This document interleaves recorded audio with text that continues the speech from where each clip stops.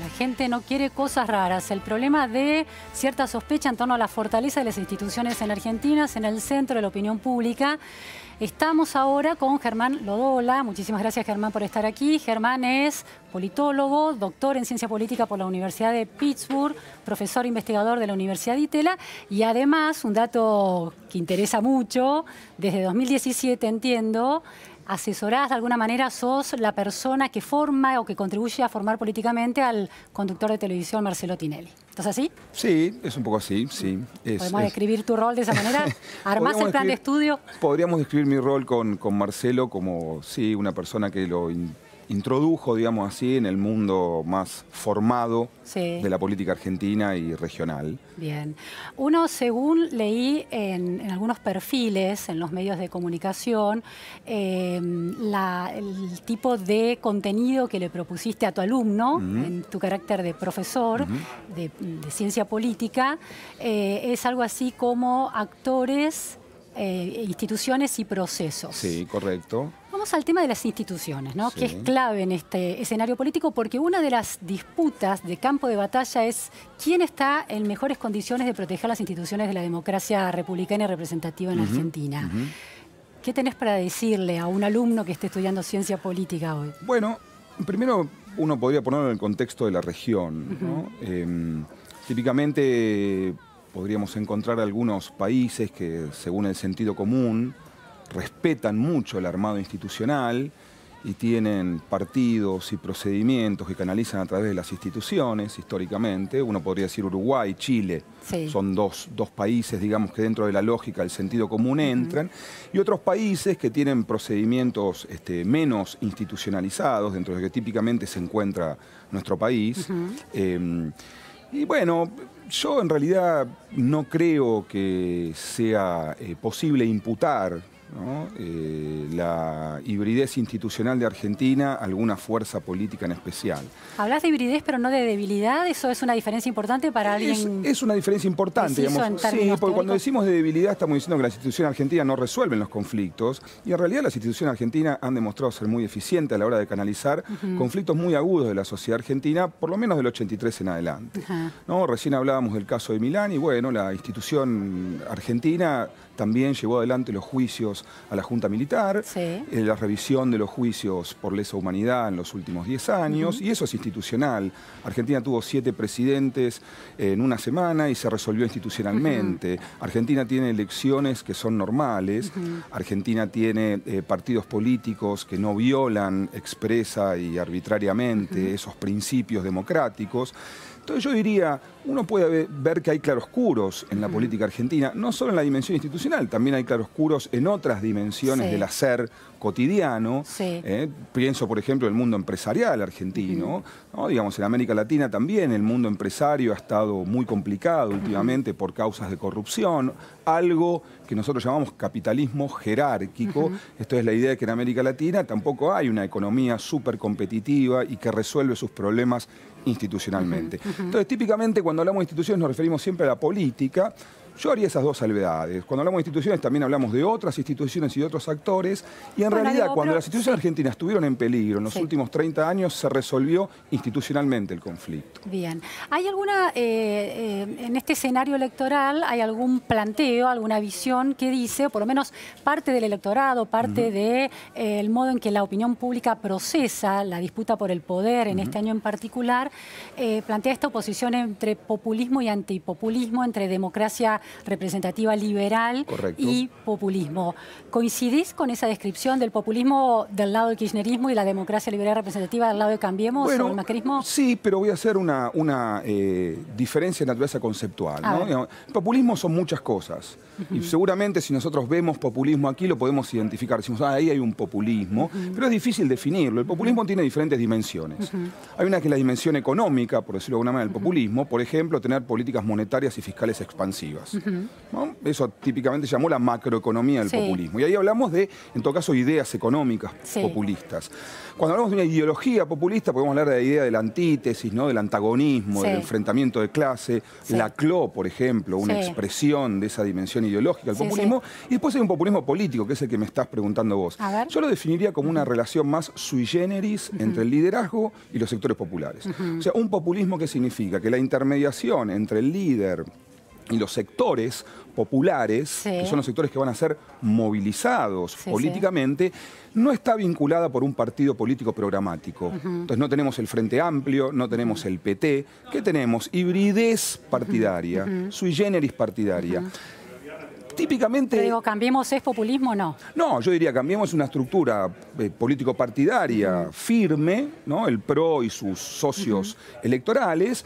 Y el peronismo también es una estructura partidaria firme. Digamos, pero el kirchnerismo es peronismo. Bueno, el kirchnerismo es una expresión organizacional de ese magma que empieza en un lugar y no sabemos dónde termina, que es el peronismo. Ahora, Germán, en esta lectura política del populismo no falta un elemento clave, que es cuánto respeta el populismo a la kirchnerista la división de poderes, por ejemplo. Bueno, está muy bien la pregunta. Y vos me decías, bueno, ¿no será que esta idea sui generis de los partidos entra en conflicto con la democracia liberal? Yo diría lo siguiente. La particularidad, y lo sacaría del caso específicamente Argentina, y en todo caso hablaría de otros regímenes no tan partidarios y programáticos en los 2000 en América Latina. En los 2000 en América Latina hay un escenario que es muy interesante. Digo para situar el kirchnerismo, no estoy esquivando la pregunta, ¿no? Que es, hay más de una expresión producto de eclosiones de los sistemas de partidos, ¿sí? Hay más de una expresión no programática en América Latina.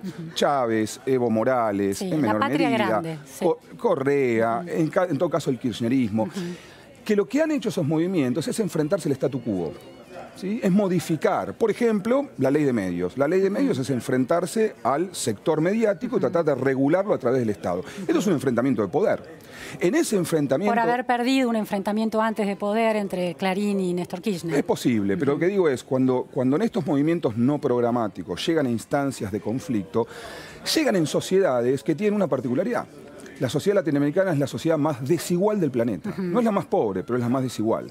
Y el problema de la desigualdad es que cuando uno quiere afectar intereses del statu quo, esos intereses se organizan y responden. Entonces, ¿qué diría yo? No iría por la línea no institucional, iría más por la idea confrontativa. En el escenario de la política, voy a dar dos ejemplos, en el escenario de la política, donde estos movimientos disputan poder y disputan modificar el statu quo. Entonces, lógicamente, en sociedades muy desiguales, el intento de modificar el statu quo genera reacciones de los sectores aventajados dentro de ese statu quo. Ahora, Germán, en esa descripción hay algo que no termina de cerrar, que es la modificación del statu quo por parte del kirchnerismo no resuelve las estructuras anquilosadas y no resuelve la pésima distribución de la riqueza en Argentina y termina con 27% de pobres en 2015, ¿no? Cuando vos estábamos hablando recién, ¿no? Yo pensaba dos casos del kirchnerismo que por lo menos cuestionan la idea de que no es un movimiento institucionalizado. Las dos batallas del kirchnerismo la perdió institucionalmente. Una la ganó y la perdió. Una la perdió, que fue en la 125, y la perdió en el Congreso, o sea, en las instituciones. Y la segunda la ganó en la Corte, que fue la ley de medios. Digo, si elegimos dos grandes batallas políticas del kirchnerismo. Entonces, es algo paradójico. ¿Cómo es que un movimiento que no es democrático, sus dos batallas principales se resuelven en arenas democráticas? Bueno, porque la sociedad es más democrática que el movimiento. No sé, yo creo que la sociedad argentina es un buen punto el que marcás. Yo creo que la sociedad argentina tiene un componente democrático que no está presente en los países vecinos, que es el Pacto Democrático del 83, es la salida del régimen militar. Ese es el principal obstáculo para un retorno decidido de Cristina Fernández de Kirchner y una garantía de que pueda ganar las elecciones en octubre. No, yo diría que son como senderos paralelos que pueden llegar a tocarse, pero que hoy están paralelos, ¿no? Digamos, la posibilidad de que Cristina Kirchner gane las elecciones es una realidad hoy. Digo, si las elecciones son normales. En términos de probabilidades, En términos de probabilidades, ¿no? Digamos, si uno mira las encuestas y más o menos les cree un poco las encuestas, hay un denominador común. Hay chances. Hay chances, o sea, hay un partido abierto. La pregunta es cómo se va a desenvolver ese partido, ¿no? Y ahí sí podemos volver al tema de las instituciones. Bueno, a ver, en esto de las instituciones, el liderazgo fuerte de Cristina Fernández de Kirchner pone en evidencia el metabolismo. Y la institución de alguna manera normaliza e invisibiliza la puja de poder salvaje, casi sangrienta, entre los intereses en pugna. Pero esa particular personalidad de la expresidenta pone en evidencia las cuestiones mucho más humanas y más arbitrarias. Pienso en la presentación de su libro e inclusive de su libro, sinceramente. ¿Cómo ves ese hecho político dentro de este análisis de lo institucional y del peso del kirchnerismo como una organización integrada al mundo de las instituciones en Argentina? Yo creo que el caso de Cristina es un caso muy especial, ¿no? ¿En qué sentido es muy especial? Claramente hay unos estilos, ¿no?, de acción política y de ejecución política que no son aceptados, digamos, por la gran mayoría de la sociedad, y creo que Cristina de alguna manera internalizó, para decirlo psicológicamente, eso, y está tratando de reaccionar. ¿Cuánto puede reaccionar? Y también es cierto que Cristina tiene un movimiento político demandante de acciones decididas, ¿no? Y que probablemente la única que pueda moderar esa presión demandante de acciones decididas sea la propia Cristina. Entonces, a Cristina Kirchner le cabe hoy una responsabilidad, como creo que le ha cabido los últimos 10 años en la política argentina, muy grande, que es cómo lograr hacer esa moderación, no solo gestual, real, esa moderación que no es solamente de su personalidad, sino que es de un movimiento político orientado a desarrollar políticas decididas. Ahora, ¿es solamente una cuestión de estilo y de moderación de ese estilo? Porque, qué sé yo, pienso, por ejemplo, en este conflicto regional que se convierte en una especie de insignia de qué lado estás en el debate electoral argentino, que es Venezuela. La relación del kirchnerismo con Venezuela ha sido muy cercana, aún en los momentos en que ya estaba empezando a ser muy cuestionado, 2015, 2016, 2017, por Amnistía Internacional, y la presidenta premiaba a Chávez, se lo recibía. Entonces, digo, en esta composición que vos hacés regional de democracias institucionalizadas, sólidas como la chilena y la uruguaya, y Argentina como una institucionalización más porosa, de alguna manera. ¿Dónde queda Venezuela? Porque el kirchnerismo sigue pensando en Venezuela como una opción posible. Yo diría como hay por lo menos dos Venezuelas recientes, ¿no? Yo creo que la Venezuela de Maduro no es la Venezuela de Chávez. ¿En qué sentido? La Venezuela de Maduro es abiertamente un régimen autoritario. O sea, es un régimen que no reconoce que si se pierde elecciones hay que irse, ¿no? Algo que a mí no se me ocurre pensar del kirchnerismo, ni de ningún movimiento político argentino. Por eso vuelvo a la idea del pacto democrático en Argentina. Hay cosas que en Argentina no se piensan siquiera. Entonces diría, ahí sí hay una situación mucho más difícil. El alineamiento con Chávez es un alineamiento más estratégico en el contexto de la región, ¿sí? Y en el juego, si querés, geopolítico internacional, ¿no? Digamos, teníamos UNASUR, ahora tenemos PROSUR, y PROSUR también es la expresión ideológica de un ordenamiento geopolítico internacional. El kirchnerismo optó por esta novedad de los 2000 de armar ese eje con países que tenían orientaciones similares. Ahora, insisto, digamos, Chávez ganó muchas elecciones, y esas elecciones fueron legítimamente ganadas con observancia internacional. Creo que el kirchnerismo hoy sí tiene un problema en que debe hacer una expresión pública.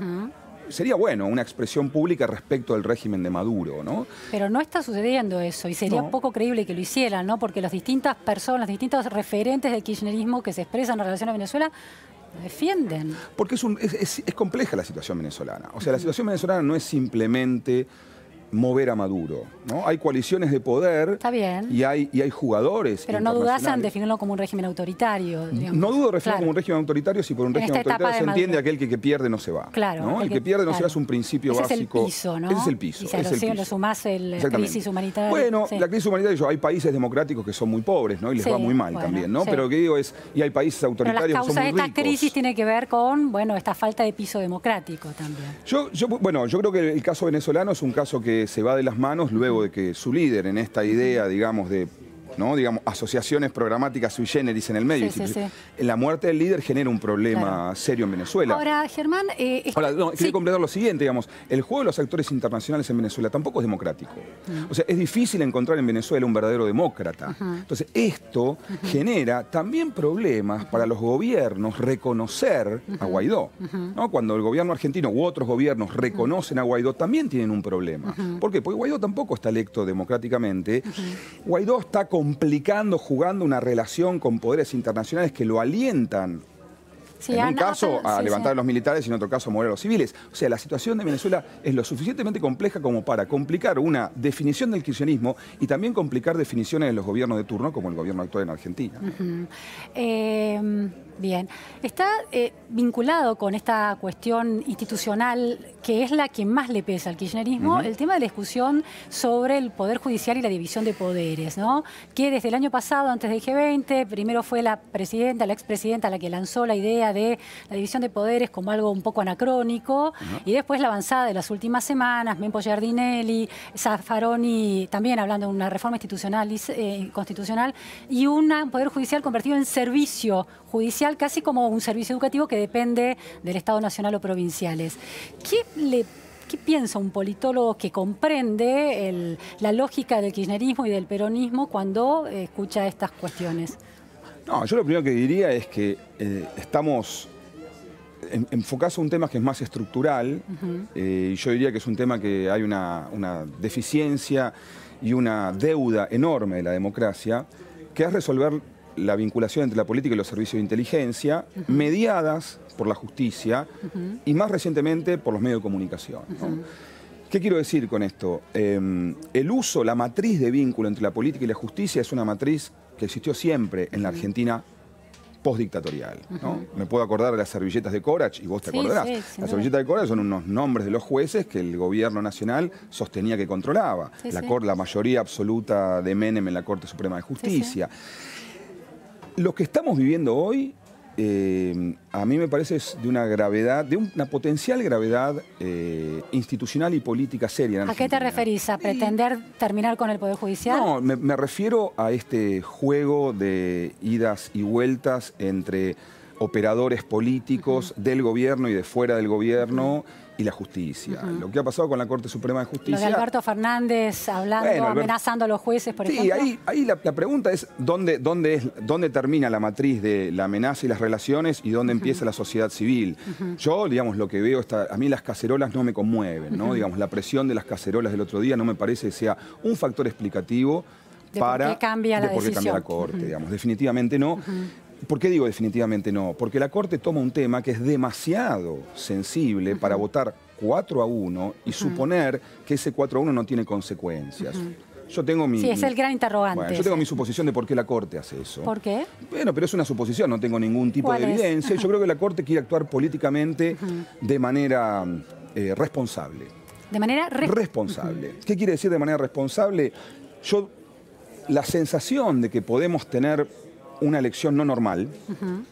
Cuando digo una elección normal no me digo que haya una proscripción específica de una persona. Cuando digo que es una elección no normal me refiero que haya instancias donde el poder político de turno decididamente interfiera en las decisiones o pretende interferir en las decisiones de la justicia. Cuando la Corte dice, denme el caso de Cristina Kirchner, porque veo que hay algún tipo de problema en el proceso de naturaleza procedimental, es una jugada muy importante para Sobre todo 4 días de juicio, si lo hubiera hecho hace unos meses. Exactamente, a 4 días del juicio.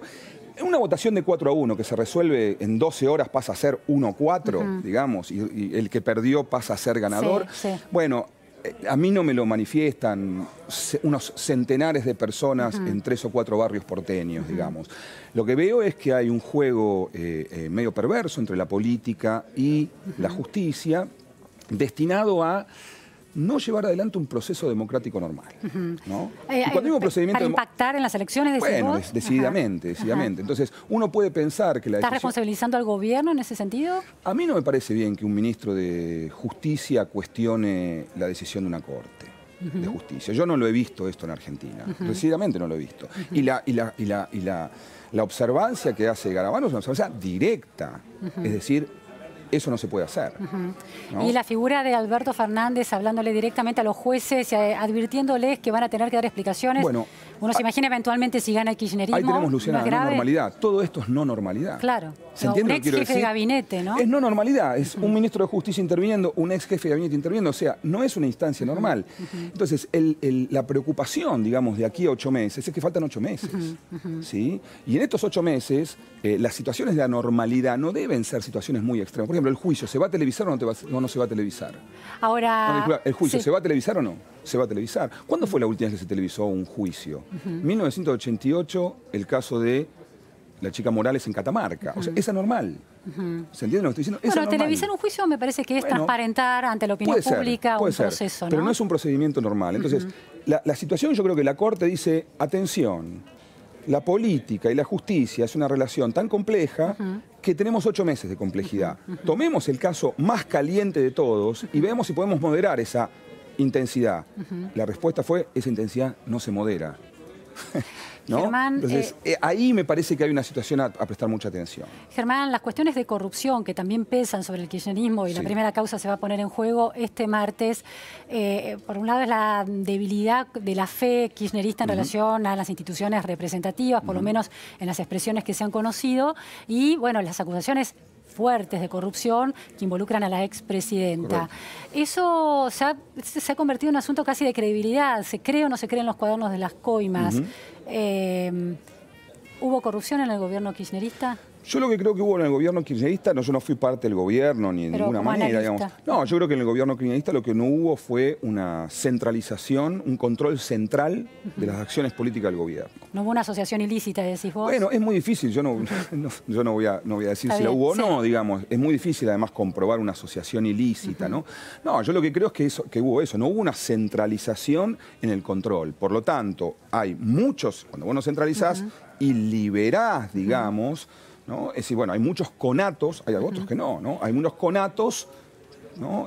Pockets de corrupción, pero hay otros que no lo son. Entonces yo no podría decir, yo creo que la corrupción es un problema endémico de las sociedades latinoamericanas, es un problema que afecta la estabilidad de la democrática y la creencia en las instituciones democráticas. Bueno, pero el gobierno de Alfonsín no tuvo ese grado de denuncias de corrupción comparado con el del kirchnerismo, Correcto. Entonces se supone de alguna manera minimiza esta lectura de que es un problema endémico de toda la sociedad y en la serie histórica también. No, digamos que si vos rastreás América Latina, ya en Perú tenés 4 presidentes presos, en Brasil tenés el empresario más... Es una diferencia importante. Es una diferencia importante. Sí, la pregunta que se puede hacer una de aquí es ¿qué pasa con la explosión del caso de Brecht? ¿No? Recién mencionábamos las personas que Cristina Kirchner cita.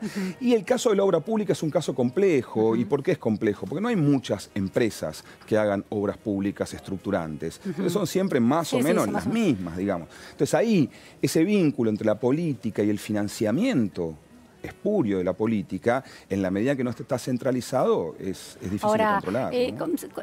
Vos hablabas del sentido común, el sentido común que ve a un matrimonio presidencial que creció en el mundo como servidores públicos y tienen una fortuna impresionante. No parece ser que haya un correlato entre su trabajo como servidores públicos y la fortuna que adquirieron. Hay un interrogante instalado ahí, ¿no? Hay un interrogante instalado, pero yo, digamos, me costaría mucho resolverlo a mí, ese interrogante, ¿no? Pero lo reconoces como válido. Yo reconozco esto que te estaba diciendo, ¿no? Digamos, reconozco que hay un sistema espurio de financiamiento de la política. Y el sistema espurio, porque una cosa es el enriquecimiento personal, la corrupción son varias cosas. Pero en este caso hay enriquecimiento personal. Por eso digo, la corrupción son varias cosas. Hay una dimensión que tiene que ver con el enriquecimiento personal y hay una dimensión que tiene que ver con el financiamiento espurio de la política. Pueden darse las dos al mismo tiempo. Las dos al mismo tiempo. El financiamiento espurio de la política es muy difícil de controlar y es muy difícil de pensar. Bueno, ahora Argentina tiene una nueva ley de financiamiento de la política que le permite a las empresas aportar sin límites. Esto permite